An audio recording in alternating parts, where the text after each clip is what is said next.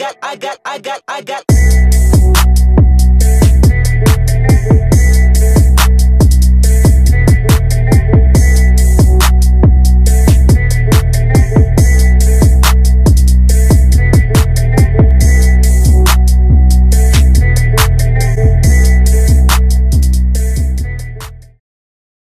You are now watching Xpert's Corner on the DML Network.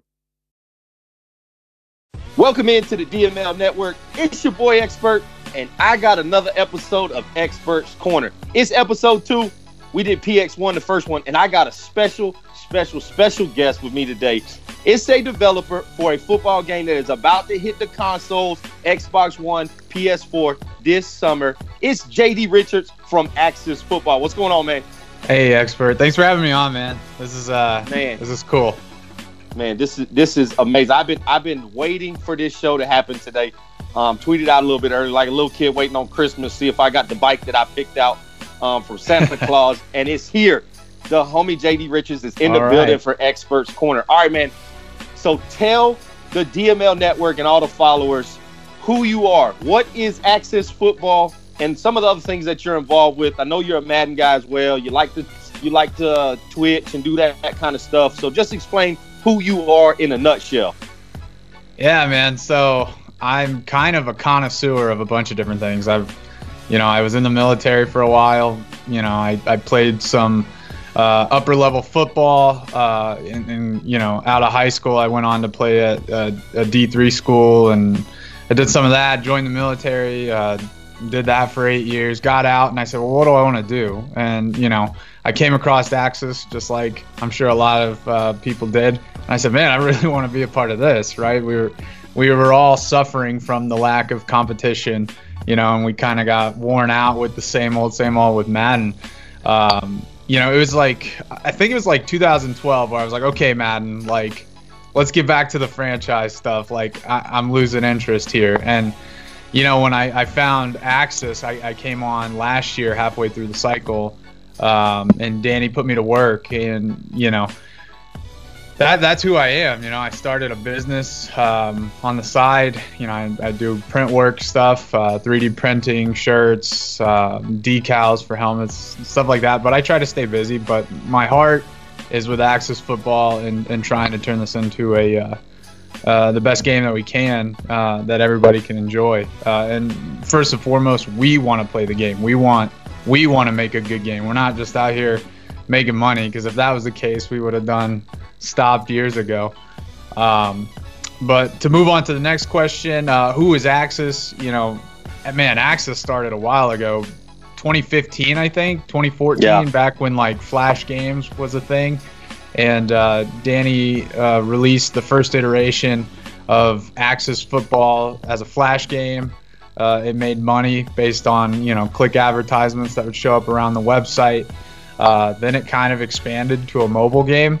And then the money from the website and the mobile game really allowed Danny to even consider moving over to Steam and trying to make a PC version of the game. And so you saw the first iteration of the PC game, and it wasn't very good. It was essentially a Flash game on the PC, and you guys told Danny about it, and he was like, all right, you got me. It's all right. Yeah, we don't know what we're doing. I just moved the game over, and we're just experimenting here, but we hear you. We're going to go all out. So, the next cycle, and that was back when we had like the Pittsburgh Steelmen and teams like that. And so then the next cycle comes around, and Danny reinvests, all the money he made from the mobile and the website, and he hired a couple guys to help him out with the coding and the graphics, and then that's when I joined the team.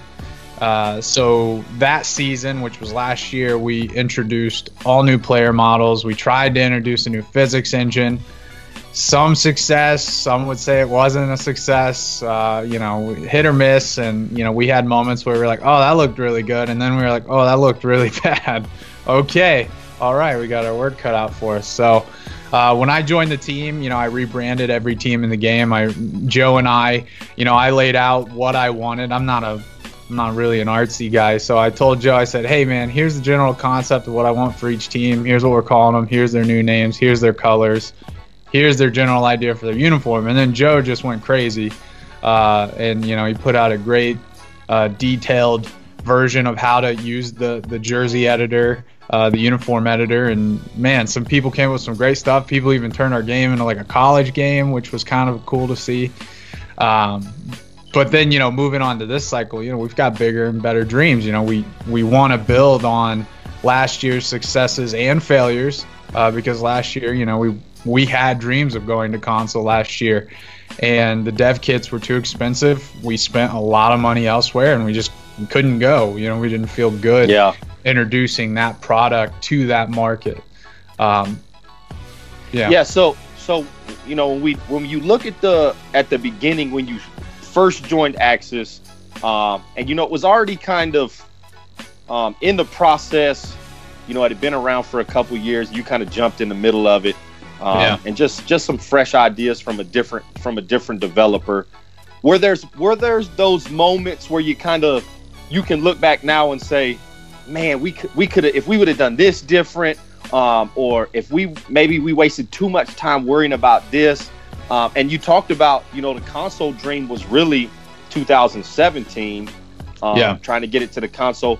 But then even looking back at some wins that you had where you said, man, I'm glad we didn't rush it to the console, and it just be a flop because we didn't do our part to make it a great game. When you look back at those times, especially when you're developing a new game for the console, you kind of have those ups and downs that people really don't get to see. We're part, of the Madden community where we see developers on Twitter a lot, but we don't really see that part of it. Those long nights, those early mornings where things aren't going right, or, you're not hitting the deadline like you want. Are those times frustrating as you're trying to get a game ready, especially for a big platform like Xbox One and the PlayStation? Yeah, so, here's the reality. Xbox and PlayStation aren't that far removed from the PC version, right? Everything's born on a PC, and then it's ported over to the console. So Madden's created on a PC, then it's ported over, or put on a disc and sold in stores. We're no different, right? But the difference is this is our first year going to consoles, and so this is our first year jumping through the console hoops. This is our first year having to work with Microsoft and PlayStation exclusive, or respectively. And each one has their own quirks and things that make that process different, and things that'll make the transition from PC to Xbox or PC to PlayStation makes it 10 times different when you're, it's apples to oranges. So yeah, there is some frustration. I think last year when we updated our mobile game, I think people saw our frustrations. We were aiming for September, October. We ended up getting the game out till like January, just because of, some people were still playing on like Nokia phones and stuff, and they were like downvoting us and saying, hey, I can't play your game on my phone. And it's like, bro, your phone's from 2005, geez. Yeah. So we really tried, and we just kept hitting walls. And as technology upgrades, and we're still using Unity, Madden's got, here's the difference between us, Madden, Canuck Play. So Canuck Play is like the in-between, right? So like Axis, we're like a true garage developer team. We are not in a central location. We are not in office spaces. We don't have dedicated equipment. It's what I own is what I own. What Danny owns, what he owns. What Joe owns is what he's got. What Dave has, he's got. We're not funded by the game. We use the equipment we have and we go forward. Canuck, they've said they've got a few employees. They work out of an office. They've got mocap equipment. They've gone a little further. They've raised more money. Whatever their case is, that's who they are. Then Madden, they've got engineers, like straight up engineers. They've got like a whole like building full of people just working on the engine. Hey, how do we make fans and stadiums look realistic? Let's tweak the engine and make this shit look good. And so they've got 40 people twinking, and changing stuff, and it's hard to compete with that, right? And then, but that's no excuse. That's our competition. And luckily for us, before we went to console, it was just Steam and mobile. Well, our mobile game was pretty good. We felt like we could hang out with the other football games that were on mobile, and we held our own, and the numbers don't lie. Like, we make a good decent amount of money off mobile because people play it. But when you're on PC, the market's way slimmer, and we are not competing with Madden. We are not competing with 2K. They don't exist on PC. So, when you compare, Canadian football or maximum football to Axis, and when you compare, like, Cal Anderson was a thing there for a few months. I don't know what happened to him, but, he was throwing out stuff. And when you start comparing them to us, it's like, all right, like, maybe we're not doing so bad. And right. I think that may have clouded our judgment a little bit, honestly, right? Because we're sitting here comparing our player model. Like, if I zoom in and show you our player model, it's pretty good, right? And then you look in our game and our camera angle's off, and you're like, well, these player models aren't that good. They are. Our camera angles aren't that good. And so there was just a lot of things that we learned from last year to this year where we were like, okay, our formations look a little off. Our camera angle looks a little off. That's why people think our field is off, when in fact our field and our players are scaled, 1-to-1 ratios, and they're accurate. And so it was little things like that were frustrating, and we would give feedback. It's like, oh, your field's too narrow, or oh, your field's too long, or your players are too big, or your players are too small. And it's like, all right, so we've got to really look at the true issue, which is camera angles, and how do we show people how good our game actually is. Right. And then there were other issues, like every route was a hook route. If it's a fade, it's a hook route. If it's a hook route, it's a hook route. If it's an out, it's a hook route. Because every time the receiver would stop, catch the ball, then go. And that's just not simulation football, and we didn't have enough time to iron that out, right? Because we were adding the new physics engine, we were adding in new animations. I mean, we only added in probably like a quarter to maybe 1/3 of the animations that we actually have last year because we ran out of time. And that's not your guys' fault. That's our fault, right? Like, we're a small team. So here's the biggest frustration from last year to this year. We grew the team substantially. We went up to like 12 people. Well, sometimes more is not always better. And, now we're back down to 5 people. Some people, like the guy who built some of the stadiums for us, Trip, he ended up getting a job in LA. So that was a step up for him, made more money, made sense for him to leave. Others, they just weren't pulling their weight. They weren't putting in the time. And, when we asked somebody to make something, and then here we are, week after week after week, and it's like, where are you? Like, we need you, and the fans need you. And, you're not letting us down. You're letting everybody down. And then we're paying you on top of it. And it's like, all right, we just got to cut ties. And so this year was about, quality over quantity. So we reduced our team back down to the core members, the people who were actually pulling their weight, earning their money. And then we just took everything that everyone said last year and, took it to heart. And so we're really just trying to iron everything back out.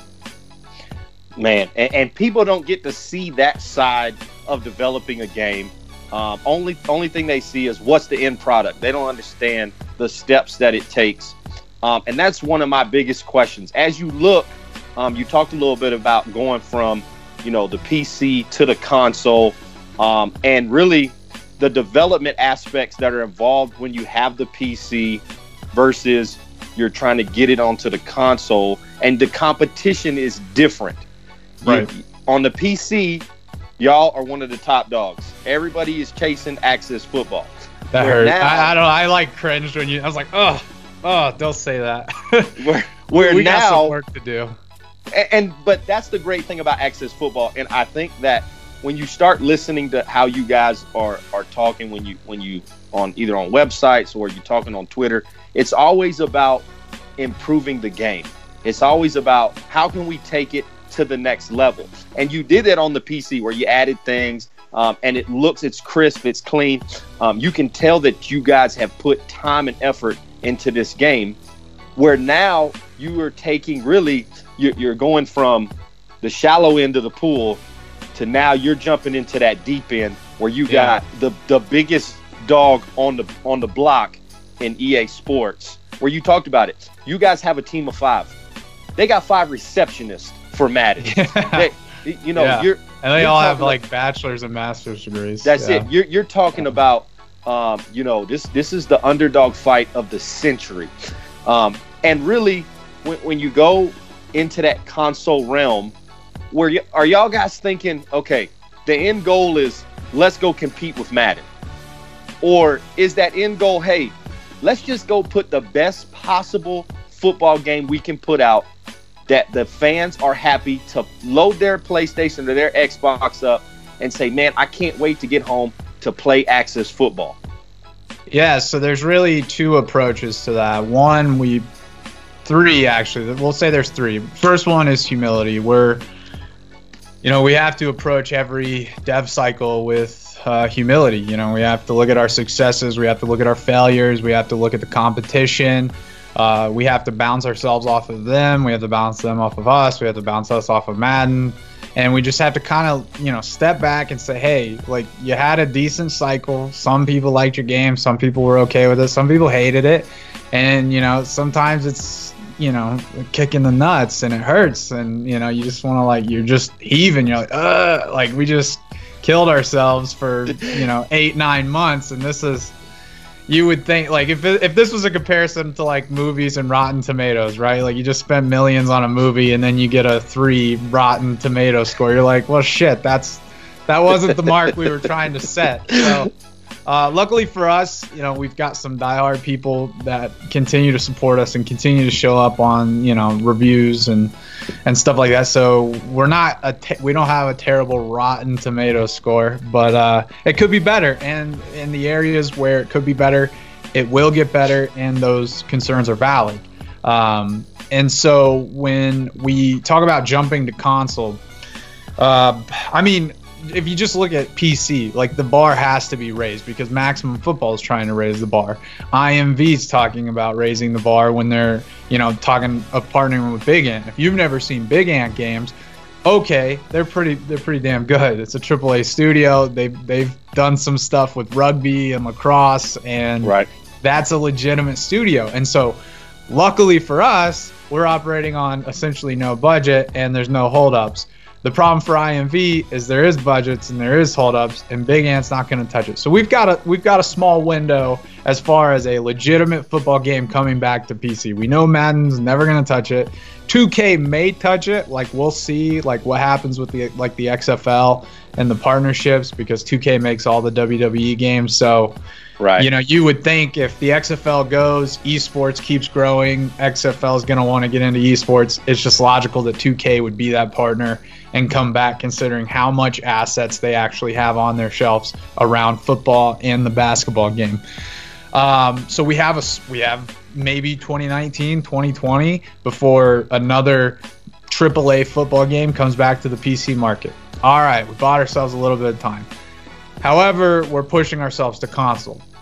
And when you jump from PC to console, you stop comparing yourself directly with just Maximum Football or, whatever football games are on Steam. And you start lining up against Madden because that's where they're at. That's where they live. And the reality is, like, we respect Madden. Rex, all those guys, respect them. Even though I don't agree with, like, when you like animations, right? Everybody's killing the game for being animation based, and like there's one animation. Every play's an Odell Beckham play, or every play's an interception, and it's pretty much a coin flip, and that sucks, right?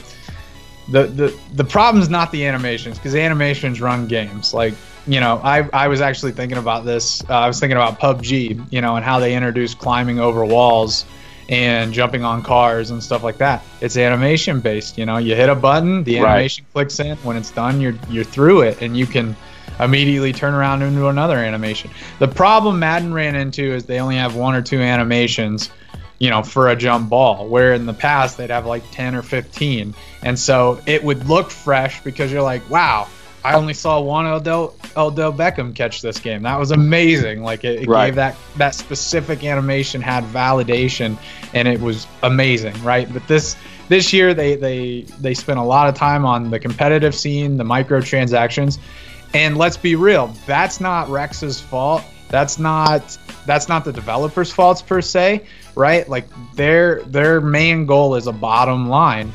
And who runs that bottom line? We do. We determine. If microtransactions didn't make $500 million to $600 million, like they wouldn't put so much time into microtransactions. If card packs didn't make so much money, they wouldn't put time into it. If the demographics favored the franchise mode, we'd have probably one of the greatest franchise modes ever. The reality is, gaming is made not for our generation. It's not meant for 20 to 40 year olds. It's made for the 10 to 20 year old demographic, and they want fast, 10-minute games. They want to make fantasy football their reality, and they just want to be done with it. Get in, get out, move on. Whereas, people like you and I and a lot of the other, franchise diehards, we are invested for several seasons per save, and, we want to draft and we want to do all this cool stuff. Yeah. And so we've got a window right now. EA has already said, hey, we're going back to the franchise model, and they hired a few game changers or whatever they're calling them, and maybe that'll make a difference, right? Like maybe they will listen. But the reality is, you can have these game changers telling Rex and all them everything that you want them to tell them, but if you're still spending money on microtransactions and the packs and all those things that aren't franchise mode, guess what's going to win out? And so that's only going to happen for a few more years, and then I think a big revolt will happen, and then you'll start seeing a shift, or 2K will come back and just blow the water away, because historically they've always done good franchise modes. And so that's where we've realized we have a 1 to 2 year window, and we'd rather hit the 1 year window versus stretching it out and giving everybody else a chance. So that's where I came in, and I sold Danny on my vision for franchise mode. I'm pulling inspiration from, older Maddens. We're talking from like 2000 to 2008, maybe even to 2013. But then there was head coach 09 and 07 that were in that mix that were really deep and really well developed. And then you have other franchise games that were really solid as far as what they brought. So you had like NBA 2K17's franchise mode was really solid, where they introduced winter meetings, and the rules would change based on those meetings, and you could transfer your team, and money actually had a purpose in that game, right? Yeah. You could buy things. Where in Madden, you're just sitting on a pot of gold, and then I guess if you want to build a new stadium, you could spend that money. I mean, okay. But you don't have to, and it doesn't really matter. It's all Monopoly money. Sorry about the dogs. Yeah, and that's, I know you can't get into specifics, but that's where I think people really can get excited about Access Football, because it is going to be franchise heavy for those users from Madden that have looked at this cycle, and even starting last cycle in 17, where we started to see that really big shift into the MUT community. And if we step back, we can't be upset about that, because that's where the money is. You're talking, you talk those numbers, $500 to $600 million. That's a lot of money for anybody to turn their nose at and say, you know what, we're not going to focus on that. Let's focus on the guys that are on Twitter saying they're going to find us and kidnap us if we don't fix franchise. That's just business, and that's where EA is. Where I think, the team there for Access Football really has that advantage, where they're going to get on that ground floor and say, look, we're going to make franchise for the fan. We're going to look back at all the things you guys were excited about and all these other Maddens that you got to do. You had offensive coordinators, you had defensive coordinators. You actually went you had pro days. The practice was better. All these things that we were excited about. And you can't get into specifics, but really that's the exciting part about Access Football. And I think that's when you came on was, you got a bunch of Madden guys that understand, hey, franchise is where it's at. It's where us old guys are. I play MUT with my kids because they like to open the packs and say, oh, look, we who doesn't, right? We got who to doesn't right like gambling. Listen, we literally play rock, paper, scissors in my house of who gets to open the pack, because both of my sons think they have the magic finger of hitting the X button. It's their in the credit house. card, right? That's it. Yeah. That's it. It's their money being put onto the game. But you guys really are that generation to say, okay, we understand how important franchise is to Madden. And that's where we want to start. Now, maybe you could give us a little insight as far as when you started putting this game together, because it's coming out this summer, guys. Yeah. Get ready. So, yeah, and on that note, so this is our first year to consoles, right? So there may be some hiccups. We will release console this year, and we will do our best to get it around the same release time as PC. But as you know, we build PC, then we port it over. And so therefore PC will obviously make it to the August deadline.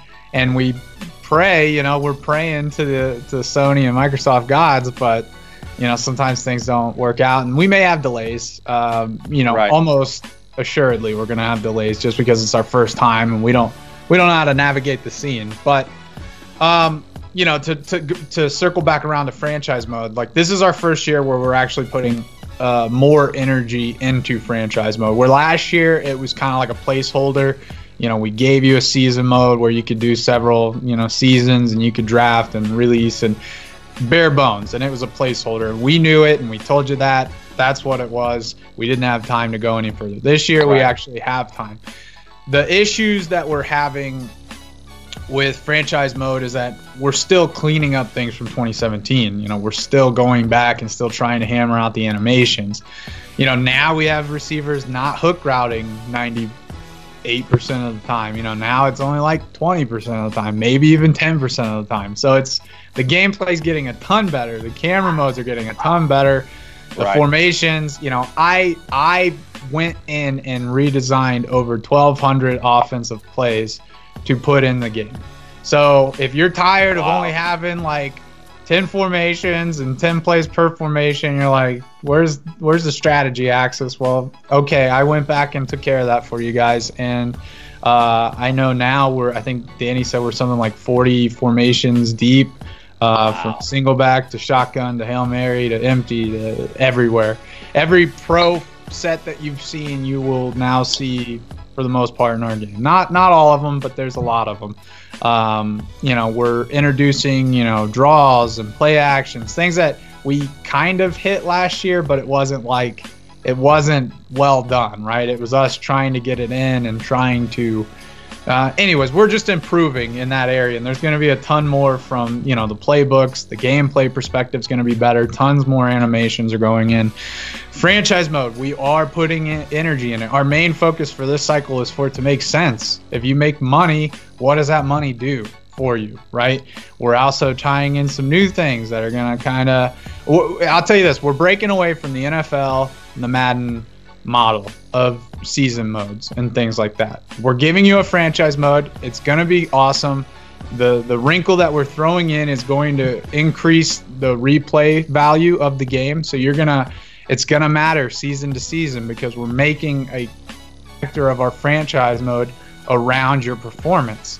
So I can't really tell you how, because I don't want somebody else to try to take it from us. Right. But if you go 0-16, just know that your season doesn't end after that 16th game, and your livelihood and your franchise's livelihood is at stake. And there was one game, I believe it was MLB The Show 2011 or 12, they introduced essentially permadeath, and it was the first and last time that you could bankrupt your franchise and be fired from your team.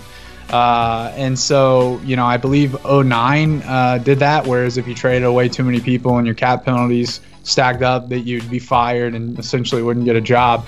And so we're adding coaches in, firing coaches. We want to add in other ways for the user to spend and capitalize on their investments. We want to introduce a living economy to the franchise mode. And so that obviously can be, construed 7 different ways. But we want it to make sense. The focus is the gameplay. The focus is, having a person play Axis football for what it is. But we also want to capitalize on the strategy and how and when you sign players, trade players, spin, build your roster. We want to make it as realistic as possible, but we also want to give it our own flair and kind of separate ourselves from Madden. Absolutely. And there are franchise guys watching this show that got goosebumps when you start talking about all of that stuff, that they'll be able to get into the different layers and that's just so important. Which brings me to our last segment, console expectations for Access Football. We can't realistically sit here and say year one, hey, let's go take down EA Sports and those Madden guys.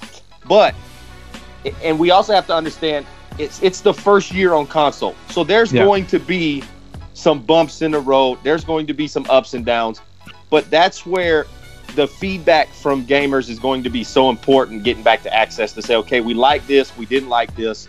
But what are you guys, when you five guys talk, you know, that's got to be a very close-knit team when you got five guys putting one game out.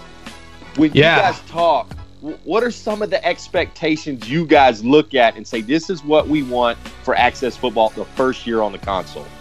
So, I mean, you can really only go off of, you know, Steam sales, right? Like, whatever you did in Steam, you can apply some bullshit metric like 15-20% growth. And sure, like that's a relatively nice goal to have. We hope by going to console that each console will represent between 10 and 20% growth, which would give us a, you know, average amount, and that's our growth that we expect across the franchise. We know mobile is going to hold steady. You know, we know Steam sales will hold steady. Generally speaking, our sales have grown, you know, between 10 and 20% each year on Steam. So we expect to see a bump in our sales when we go to console, which then we can turn around and re-inject into the game. If that happens, great. The issue that our biggest concern, and man, if you could hear what goes on between our virtual walls, it's a lot of like, honestly, some like passionate arguments, right? Because Danny at his heart wants to create the best game ever, right? Like that's his goal. And I mean, he's a professor. He teaches computer science and coding at the university that he teaches at. And that's his passion, man. Like he loves making computer games. And then you have Dave who programs. You have programming, coding. Troy, who does a lot of our physics stuff, he's a coder at heart too. And so you have these coders that are like, they're geeking out, like, we want to make the best gameplay ever, and yada yada yada. And then, you know, Joe's our art guy, so he's sitting here like, I want to make the greatest art ever, and I'm just the football guy, the franchise guy. That's like, guys, like we can't beat Madden at what you want to beat them at. So let's try to beat them at something we can beat them at because they've neglected. Let's try to, you know, go further than, you know, maximum Canadian football has, right? Like, because they, in their own respect, they've got a pretty good football game on their hands, and they're growing every year. And they're the biggest thing when we go to console, we don't want to leave a sour taste in people's mouths. So, you know, last year we didn't launch because we didn't want to lose potential customers because we gave them a shit product. This year we think we have a good product that we can give them because we've ironed out a lot of the crap that made 2017 so not bad, but just not good, not where we wanted it to be. And so we ironed out a lot of that stuff for 18, and so we think that now when we release on console, you know, people will be excited because they'll have more than just, you know, 99% hook routes, you know, and they'll actually say, wow, that's a good game. Wow, you know, we're adding penalties, we're adding injuries. Like, this is actually a simulation football game where you're getting, you know, 90% of what football is today, you know, via plays, penalties, injuries, a franchise mode that you can actually take. The one downfall to moving over to console is that we lose a lot of customization, right? Because a player on PC can go into Photoshop and edit game files and then save them in a folder, and then voila, you got the Chicago Bears or the Ohio State Buckeyes. When we go to console, you're not going to get that. You're going to get the stock teams that we give you. We do have future plans of addressing that issue for consoles via like in-game applications so that you can make your own teams and stuff, like a creative team. But that's not going to make it into 2018. So if you're looking for the customization on console, that's just not going to happen. You know, that's why Madden went away from it. It's too resource heavy. We just can't do everything that we want to do and add basically a whole separate game into another game. So that's the downfall of moving to console. But I think this year we'll meet a lot of expectations, and we won't lose customers because the product's not what they thought it would be. Yeah, and you talked a little bit about that. You have these gamers that have been playing Madden for so long, and their expectation level for a football game is so high. Is there that gap there where you just want to reach out to all these guys that are going to pick up the Access football game and say, guys, you got to be patient. You can't compare a first-year football game to this juggernaut that EA has had for so long and say, we got to compare these equal to equal. But what we really want to see is, let's break it down, Access football down a little bit more and say, okay, does this equal up to what Madden is doing, or can we see this growth pattern that Access football has if they're starting at this level just at year one, the potential that this game has? And I think that's the biggest thing for me when you go to console, is that a lot of gamers put those blinders on and say, I'm opening this game up, it's a football game, I want it to be just as good as Madden is, or it's got to have the same graphics Madden has, where a lot of gamers are going to have that false sense of this first-year game is supposed to come out the box. How come you guys don't have a $60 million budget to take care of all this stuff? And people really don't have that understanding where you are going to have those guys that are on the mobile, that are on PC, like your boy Xpert, that can't wait for Access football to come out.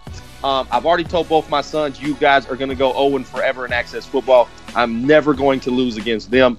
But I can't wait for it to come out. But is there that message you want to send to those gamers that say, hey, guys, be patient with us. The progress is coming? So I never advocate for the patiency, being patient. I made up a word, patiency. I never advocate for people to be more patient with us, right? Like, that'd be like me selling you a move-in ready house that doesn't have a roof or a foundation. It's like, bro, be patient. It's move-in ready, but there's no roof or house. Like, you should be pissed, right? Like, you should be passionate. Right. You should be equally as passionate about our game as we are. And so, if you think our game sucks, let us know, because we will add your complaints to the list and we will test them and try to validate them. And if it's a valid, concern, we obviously want to fix it because it's a passion of ours. Like, some people are motivated by money, right? Some people are motivated by a legacy, and some people are motivated because they just want to make something great. And so, Danny's not motivated by the money. Sure, a legacy would be nice. Who doesn't want to be remembered?